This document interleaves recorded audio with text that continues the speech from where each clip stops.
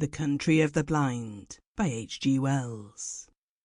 300 miles and more from Chimborazo, 100 from the snows of Cotopaxi, in the wildest wastes of Ecuador's Andes, there lies that mysterious mountain valley, cut off from the world of men, the country of the blind.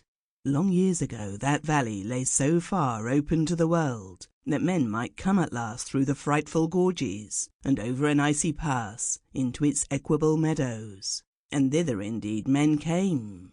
A family or so of Peruvian half-breeds, fleeing from the lust and tyranny of an evil Spanish ruler.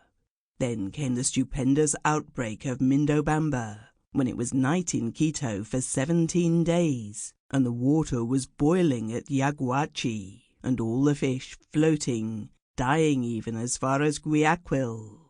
Everywhere along the Pacific slopes there were landslips and swift thawings and sudden floods, and one whole side of the old Aroca crest slipped and came down in thunder, and cut off the country of the blind forever from the exploring feet of men.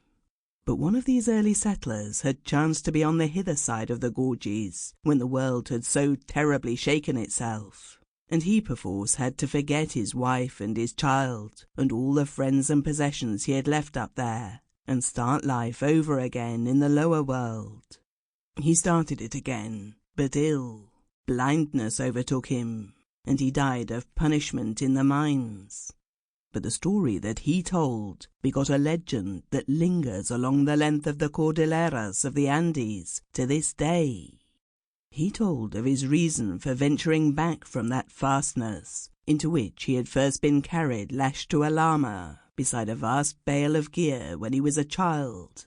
The valley, he said, had in it all that the heart of man could desire: sweet water, pasture, and even climate, slopes of rich brown soil with tangles of a shrub that bore an excellent fruit, and on one side great hanging forests of pine that held the avalanches high.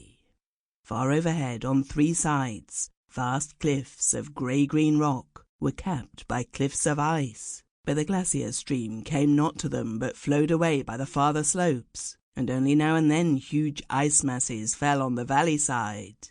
In this valley it neither rained nor snowed, but the abundant springs gave a rich green pasture that irrigation would spread over all the valley space. The settlers did well indeed there. Their beasts did well and multiplied. All but one thing marred their happiness, yet it was enough to mar it greatly. Sample complete. Ready to continue?